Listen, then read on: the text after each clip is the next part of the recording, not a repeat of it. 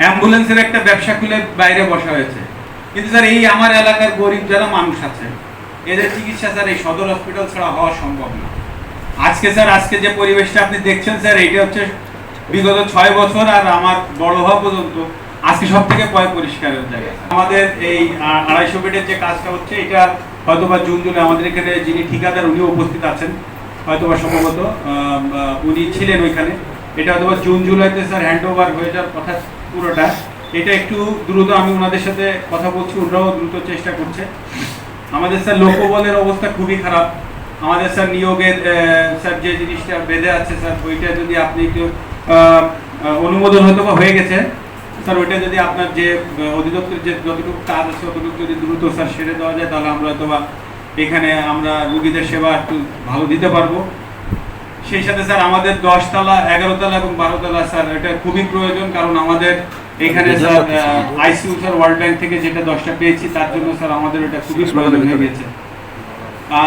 আর একটা বিষয় হচ্ছে স্যার, আমাদের এইখানে যেহেতু 4র্থ শ্রেণীর নিয়োগ বন্ধ স্যার, আজকে যে পরিবেশটা আপনি দেখছেন স্যার, এইটা হচ্ছে বিগত 6 বছর আর আমার বড় হওয়া পর্যন্ত আজকে সব থেকে পরিষ্কারের জায়গা স্যার। তো এখন স্যার আমাদের উনিও স্যার একবার সহযোগিতা করেছে জেলা প্রশাসক মহোদয়ের কাছে সহযোগিতায় স্যার, আমরা এখানে 5-6 জন নিয়োগ দিয়েও তা স্যার বেতন টানতে পারছি না।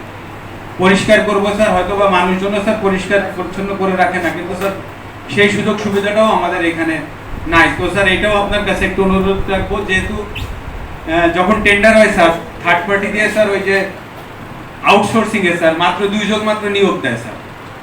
এখন আমাকে অনেকে বলতে পারে যে হসপিটালে আমি সংসদ সদস্য হিসেবে স্যার আমি যত সময় এই হসপিটালে দিয়েছি, আমার মনে হয় না স্যার আমি অনেকেই দিয়েছি, এটা শুধু কাউকে ছোট করতে চাই না, কিন্তু আমি যখনই আসি অন্তত এই হসপিটালে স্যার আমি একবার ঘুরে যাই, কারণ স্বাস্থ্যই সকল সুখের মূল। কিন্তু আমাদের এখানে এই পরিচ্ছন্নতা কর্মীর অভাব, সবকিছু মিলে স্যার ওই যে জনবলের যদি স্যার ওই ইয়েটা আমাদের নিয়োগটা হয়, হয়তো বা এখানে আমরা কিছুটা ওইখানে ব্যাকআপ করতে পারবো। আর নিয়ম অনিয়মের কথা বলবো না, আমি ডক্টরকে ধন্যবাদ জানাই, অন্তত এখন নিয়ম অনুযায়ী ওনারা 8টা থেকে 2টা পর্যন্ত স্যার ওনারা বসছেন, এই জন্য আমি ওনাকে ধন্যবাদ জানাই। আমাদের স্যার ডক্টর কিছু প্রয়োজন স্যার, সিনিয়র প্রফেসর কেউ নাই, তো এটা আপনি স্যার আপনাকে আমি লিখিত আকারে স্যার আমি দিব, যেহেতু একবারে বললে তো অনেক কিছু মনে থাকে না, তারপরেও দিব। 60% মানুষ যারা হচ্ছে খেটে খাওয়া মানুষ, 60 থেকে 65% মানুষ হয়তো আমার চিকিৎসা হবে ঢাকায়, না হলে সিঙ্গাপুরে। এখানে অনেকে ডক্টর আছেন, অনেকে ভালো মানুষ আছেন যাদের চিকিৎসা হয়তো ঢাকায় হবে বা বিদেশে হবে, কিন্তু স্যার এই আমার এলাকার গরিব যারা মানুষ আছে এদের চিকিৎসা স্যার এই সদর হসপিটাল ছাড়া হওয়া সম্ভব না। তাই স্যার এই জন্য আপনার কাছে আমার অনুরোধ, আমি সবসময় চেয়েছি যে হসপিটালটা একটা জায়গায় আনতে, যে অন্তত আমাদের সাধারণ মানুষরা যেন ওই চিকিৎসাটা নিয়ে বেঁচে থাকতে পারে। কারণ এনাদের পক্ষে যশোর খুলনা পর্যন্ত অ্যাফোর্ড করা কঠিন। এখানে এখন এমন একটা অবস্থা হয়ে গেছে, রুগী আসলেই হয় যশোরে রেফার হয়ে যাচ্ছে, নাহলে খুলনায়। অ্যাম্বুলেন্সের একটা ব্যবসা খুলে বাইরে বসা হয়েছে, সরকারি অ্যাম্বুলেন্সের কোনো মানুষ চাইলেও পাচ্ছে না।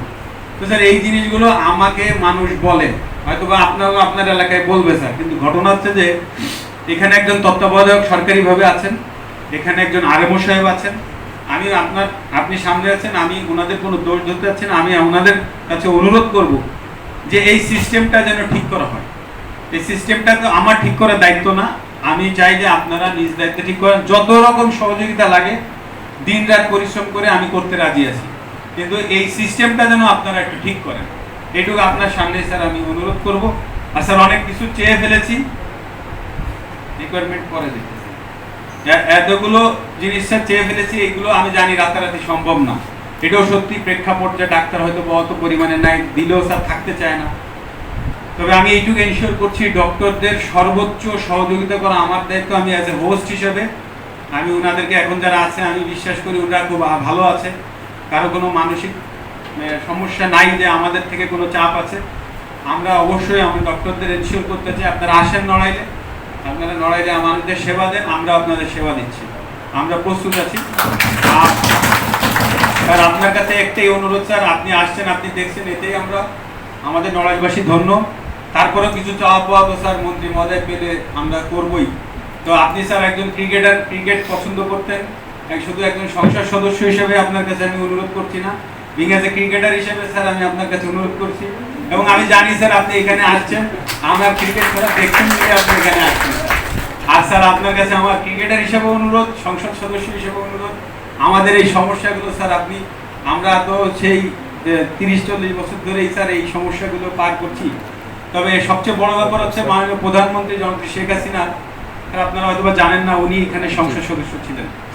তা উনি এই নড়াইল সম্বন্ধে উনার যতটুক যা ডেভেলপমেন্ট স্যার সবটুকু উনার নিজের হাতে। এই যে 250 বেড থেকে শুরু করে এই যে বললেন স্যার, দেখলেন কেবল আসার পথে স্যার 200 কোটি টাকার কাজ হচ্ছে, এগুলো সবই একমাত্র মাননীয় প্রধানমন্ত্রী দিয়েছেন।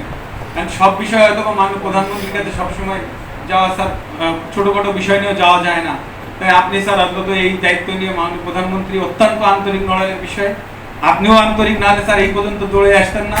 তা আপনার এই আন্তরিকতা স্যার আমাদের হয়তো বা আমাদের এই হত দরিদ্র প্রায় 60 থেকে 65% মানুষের জন্য স্যার আপনার কাছে আকুল আবেদন করছি যে অন্তত ওনারা যেন স্যার এই সদর হসপিটালে এসে চিকিৎসা সেবাটা নিয়ে অন্তত বেঁচে থাকতে পারে।